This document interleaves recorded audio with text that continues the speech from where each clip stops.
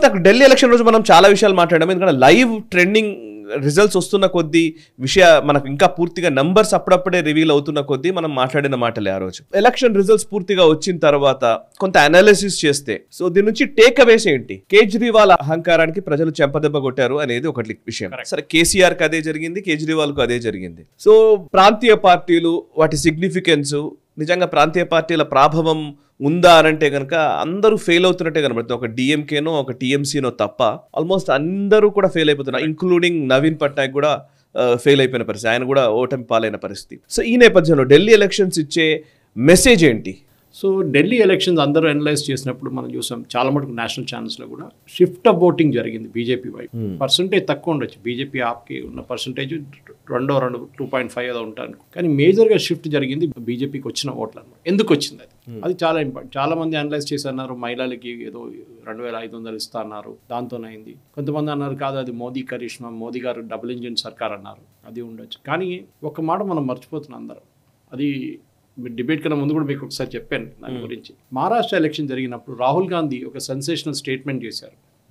అయిన తర్వాత కూడా మేము ఓడిపోయింది ఒకటే ఈవీ అని చెప్పారు, అది ఎవడు పట్టించుకోలేదు సీరియస్గా. ఓటర్లు 70 లక్షల మంది, ముందు 1 కోటి మంది అన్నారు, తర్వాత 70 లక్షలు చేశారు, ఇప్పుడు 40 లక్షలు అంటున్నారు రాహుల్ గాంధీ.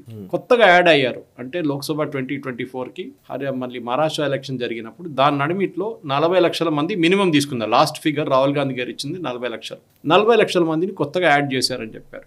కరెక్ట్ ఉండొచ్చు, ఎందుకంటే రాహుల్ గాంధీ మర్చిపోతున్నారు 18 ఇయర్స్ క్రాస్ చేసినప్పుడు యూఆర్ ఎలిజిబుల్ ఫర్ ఓటింగ్. చాలా మంది మన 65% మన పాపులేషన్ 18 to 35 ఏజ్ గ్రూప్లో ఉన్నారు సాయి గారు. ఈ కొత్త అడిషన్స్ మన ఒక్క మహారాష్ట్ర ఒకటే కాదు, మీ అన్ని రాష్ట్రాలు చూడండి, ఈ కొత్త అడిషన్స్ జరుగుతున్నాయి ఓటర్స్కి. అది అగ్రెసివ్గా బీజేపీ వాళ్ళు చేపిస్తున్నారు. ఓకే, అది ఎందుకంటే అది ఆ ఓటర్లు హర్యానా ఎందుకు గెలిచారంటే అది, మహారాష్ట్ర ఎందుకు గెలిచారంటే అది, Rajasthan, Chhattisgarh and Madhya Pradesh same reason. అది వీళ్ళు అర్థం చేసుకుంటలేరు. ఈ ఆడియన్స్ మనం మర్చిపోయి యాక్చువల్లీ మన అనాలిసిస్ చూస్తే ఎస్సీ వాళ్ళు ఎంతమంది ఓటేశారు, మైనారిటీస్ ఎక్కడ ఓటేశారు, బీసీలు ఎక్కడ ఓటేసారు, ఇదంతా మహిళలు ఎక్కడ పోయిల్లారండి. కానీ కొత్త ఓటర్లు ఎక్కడ ఓటేశారని ఎవరు వాళ్ళ దగ్గర అడగలేదు, ఆ సెగ్మెంటే లేరనమాట. మీరు ఏ అనలిస్ట్ అని చూడండి, ఆయన అనాలిసిస్లో ఈ కొత్త ఓటర్ల గురించి ఎవరు మాట్లాడలేదు. 18 to 21 నేను ఎక్కువ డిఫైన్ చేయను, 22 దాకా కూడా వెళ్ళాను. 18 to 21 ఏజ్ కొత్తగా ఈ ఫస్ట్ టైం ఓటర్స్ అంటాం మనం దాన్ని. ఈ ఫస్ట్ టైం ఓటర్స్ ఎవరికి ఓటేస్తుంది? రాహుల్ గాంధీ ఇలాగ యంగ్ మ్యాన్ at 50 ఆర్ 70 సంవత్సరాల యంగ్ మోదీకి వేస్తున్నారా డౌట్.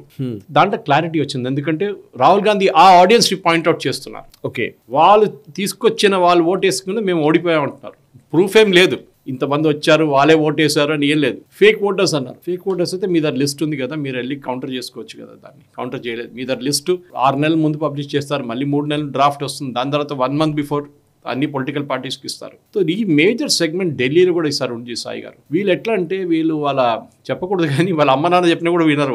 వాళ్ళకి ఏం చేయాలంటే వాళ్ళు చేసుకుంటారు. అది యంగ్ జనరేషన్ గోటెళ్ళి వీళ్ళకి కేర్ అని చెప్పలేదు. వాళ్ళ మదర్ చెప్తే వాళ్ళ ఒక్క టెక్నికల్ ఆస్పెక్ట్ సార్, ఇప్పుడు మీరు అన్న దాంట్లో కొత్త ఓటర్స్ యాడ్ అవ్వడం వల్లనే మేము ఓడిపోయాము అనేది రాహుల్ గాంధీ స్టేట్మెంట్ అయితే కనుక, కొత్త ఓటర్స్ వచ్చినా అంటే జనరల్ గానే నా క్వశ్చన్ ఏంటంటే ఆ ఓటర్లు స్వచ్ఛందంగా ఓట్లు వేశారు కదా. సో ఇప్పుడు నువ్వు కొత్తగా వచ్చినంత మాత్రాన వాళ్ళు ఏదో ఫ్రాడ్ చేసినట్టు కాదు కదా, వాళ్ళేమో వచ్చి రిగ్గింగ్ కాదు కదా, గతంలో ఏమో రిగ్గింగ్ అనేవాళ్ళు. ఇక్కడ కూడా జరిగింది కదా సాయి గారు, ఇక్కడ కూడా జిహెచ్ఎంసీలో ఇంత లక్షల ఓట్ల మంది ఇంక్రీజ్ వాళ్ళకు మీరు అవుట్ రీచ్ అయ్యారు, మీరు కూడా స్పీచ్లు ఇవ్వచ్చు, మీరు మాట్లాడచ్చు. అంటే మీ ఎజెండా వాళ్ళకి నచ్చలేదా? కొత్త వాళ్ళైతే వాళ్ళకి నచ్చలేదా? యాటిట్యూడ్ నచ్చదు. మీరు వెళ్ళి డైలీ వెళ్ళి అదానీ అంబానీ ఓబీసీలు కాన్స్టిట్యూషన్లు సర్వేలు అంటే వాళ్ళకి అసలు పడదు. ఇప్పుడుకున్న యంగ్ జనరేషన్ పాలిటిక్స్ అంటే పడదు వాళ్ళకి. మీరు అడగండి, మన వ్యూవర్షిప్లోనే చాలా మందిని అడగండి, వాళ్ళ ఫ్రెండ్స్ గురించి అడగండి, ఎవరో రెగ్యులర్గా టీవీ చూడరు, అసలు వాళ్ళు టీవీ చూడరు, పేపర్ చదవరు. పాలిటిక్స్ అంటే వాళ్ళకు కోపం, అసలు పొలిటీషియన్స్ అంటే వాళ్ళు అందరు దొంగలు అనుకుంటారు. కానీ అది తప్పు. అండ్ ఇంకో టెక్నికల్ గా కూడా 40 లక్షల మందిని బయట నుంచి తీసుకొచ్చేసి అక్కడ పెట్టగలుగుతారా? పోనీ బీజేపీ కార్యకర్తలే అనుకున్నా గానీ 40 లక్షల మందిని తీసుకొచ్చి మొత్తం తెలంగాణ మొత్తం మెంబర్షిప్ డ్రైవ్ చేస్తేనే 60-70 లక్షల మంది వచ్చినట్టున్నారు. నంబర్ ఆఫ్ కాన్స్టిట్యున్సీస్ మహారాష్ట్ర 290 మరి డివైడ్ చేస్తే మీకు అసలు మొత్తం మెంబర్షిప్ డ్రైవ్ లో అంత నెంబర్లు ఉండదు సార్. ఒక కాన్స్టిట్యున్సీకి 40,000 మంది కూడా రారు. అవును, దానికన్నా తక్కువ ఉంటుంది. అవును. సో కొత్తది ఏం కాదు, అది కొత్త ఓటర్స్ ని యాడ్ చేసుకుంటూ మీరు ఈ కొత్త ఓటర్ యాడ్ చేయడం మీరు మర్చిపోతున్నారు. కాంగ్రెస్ మీరు ఆ ఆడియన్స్ కి మీరు అపీల్ చేయట్లేదు. అపీల్ చేయట్లేదు కదా. మోదీ గారు మాట్లాడుతున్నప్పుడు he is able to connect with that audience. ఆయన వాళ్ళ లాంగ్వేజ్ మాట్లాడుతున్నారు. ఆర్టిఫిషియల్ ఇంటెలిజెన్స్ కానివ్వండి, మీరు చూడండి ఏ స్పీచ్ అయినా మోదీ గారు ఇస్తున్నప్పుడు ఏ కాన్ఫరెన్స్కి వెళ్ళినా మోదీ గారు ఇస్తున్న స్పీచ్కి దెర్ ఇస్ అ రిలేషన్. ఎవరు రాస్తారో అది డిఫరెంట్ థింగ్ ఆల్ టుగెదర్. కానీ ఆయన మాట్లాడుతున్నప్పుడు భారత్ మండపంలో వెళ్ళి ఏఐ సమ్మిట్లో మాట్లాడారు, ఇప్పుడు ఫ్రాన్స్లో ఉన్నారు, అక్కడ మాట్లాడుతున్నారు, కో చైర్ చేస్తున్నారు. ఆలోచించి ఒక 70 సంవత్సరాల ఒక leader who 70 years old is driving this. పక్కన 50-year-old young man is not able to do anything. ఆయన దాని గురించి మాట్లాడలేదు. రాహుల్ గాంధీ మాట్లాడుతున్న ఒకటే, క్యాస్ట్ సెన్సస్, ఓబీసీ, జ్యుడిషియరీలో ఎందుకు జడ్జిలు లేరు, ఐఏఎస్ లెవెల్లో సివిల్ సర్వీస్లో ఎందుకు ఓబీసీ ఆయనకి ఇది ఒక్కటే ఫిక్సేషన్ వచ్చేసింది. లేకుండా అదానీ అంబానీ మొబైల్ ఫోన్ తీసుకొని ఈ మొబైల్ ఫోన్ చైనాలో తయారు చేశారు, ఇక్కడ ఏం చేయలేదు. మీరేం చేశారండి? మీరు ఇన్ని సంవత్సరాలు ఉన్నారు కదా, మీ ఎకానమిస్ట్ ప్రైమ్ మినిస్టర్ ఉన్నప్పుడు ఏం చేశారు? మీరు 10 సంవత్సరాలు ఆయన ఉన్నారు కదా, ఆయనే కదా మేజర్ ఎకనామిక్ రిఫార్మ్స్ తీసుకొచ్చారు. ఆయన ఎందుకు చేయలేదు ఈ పనులన్నీ? సరే, ఒక ఫోన్ తయారు చేస్తున్నప్పుడు 90% లోకలైజ్ కంటెంట్ ఉంటుంది. మనం overnight ecosystem develop చేయలేము. కానీ Rahul Gandhi is not able to connect to that. Sai గారు ఇది కమ్యూనికేషన్లో చాలా ఇంపార్టెంట్. ఇప్పుడున్న ఆడియన్స్ సాయి గారు ఇన్స్టాగ్రామ్ జనరేషన్, వాళ్ళకు ఉన్నది 30 సెకండే. ఆ 30 సెకండ్ మీరు ఆ కథ చెప్పేసి ఖతం చేసేసేయాలి. మీరు అదే అదానీ అంబానీ ఓబీసీ సర్వేలు అది అంటే వాళ్ళకి కొన్ని రోజుల తర్వాత వాళ్ళు విసుకొచ్చేస్తుంది వాళ్ళకి. And they are the ones who are going and voting. అది మనం వాళ్ళ గురించి మర్చిపోతున్నాం టోటలీ. ఎందుకంటే మనం ఒక బూత్కి వెళ్ళి అడగలేము, మీ ఏజెంట్ అమ్మా ఫస్ట్ టైం వేస్తున్నాం అని చెప్పేసి. They won't allow you to interview inside the booth. Correct. కానీ I think time must now come. ఒక అనలైజ్ చేయాల్సి వస్తుంది, వీళ్ళని అడగాలి డీటెయిల్. అన్ని ఎలక్షన్స్ అయిపోయినాయి కదా, ఇప్పుడు ఉన్న బీహార్ వస్తుంది ఒకటి అంతే. కానీ ఢిల్లీలో జరిగిన దాంట్లో నా అంచనా ప్రకారం it is this big time voters. Even మహారాష్ట్రలో కూడా ఈ ఫస్ట్ టైం ఓటర్స్ వచ్చి మొత్తం గేమ్ మార్చేస్తున్నారు సాయి గారు. ఇది ఒపీనియన్ పోల్లో డిటెక్ట్ చేయలేకపోతున్నారు, ఎగ్జిట్ పోల్లో డిటెక్ట్ చేయలేకపోతున్నారు. వాళ్ళని ఎవరు అడగట్లేదు. మన దగ్గర ఒక్కటే ఫిక్సేషన్, క్యాస్ట్, మహిళలు, మైనారిటీ గ్రూపులు, వీళ్ళ మీదే తిరుగుతారు మొత్తం. మొన్న కూడా చూశాను నేను కొన్ని స్టూపిడ్ న్యూస్ ఛానల్, మన దగ్గర ఉన్న కొన్ని న్యూస్ ఛానల్ అసలు వాళ్ళకి బుద్ధే లేదు. కేరళలో ఉన్నారు 2-3, ఇక్కడ కూడా ఉన్నారు అనుకోండి చాలా మంది. ఢిల్లీలో 12 ఎస్సీ రిజర్వ్డ్ కాన్స్టిట్యున్సీస్ ఉన్నాయి. I'm not sure of the figure, I think 12 అనుకుంటాను. ఓకే. దాంట్లో 8 ఆమ్ ఆద్మీ పార్టీకి వచ్చేసింది, 4 బీజేపీకి వచ్చేసింది. సో బీజేపీకి అసలు ఎస్సీస్తో పట్టేలేదు. ఎస్సీ రిజర్వ్డ్ కాన్స్టిట్యున్సీ అంటే అక్కడ ఎస్సీస్ మెజారిటీ అని లేదు, ఉంటారని కాదు, మారుతూనే ఉంటుంది కాన్స్టిట్యున్సీ, మారుతూ ఉంటుంది. కరెక్ట్. అక్కడ రిజర్వ్ కామన్ సెన్స్ అది ఆలోచించండి. సో ఈ న్యూస్ ఛానల్స్ అనే వాళ్ళకి అసలు ఫిక్సేషన్ లేదు. వాళ్ళు అనుకుంటున్నారు ఎస్సీ రిజర్వ్డ్ అనగానే అక్కడ మొత్తం ఎస్సీస్ ఉన్నారు. సో ఎస్సీస్ అందరూ ఆల్మోస్ట్ 20% బీజేపీకి ఓటేశారు. సో మొత్తం బీజేపీకి అసలు సపోర్ట్ లేదు దళిత్స్ నుంచి. ఈ అనాలిసిస్లోనే మనకి అన్ని తప్పులు పడుతుంది సాయి గారు. ఎందుకంటే మీరన్నా కరెక్టే, స్టూపిడిటీ ఇది.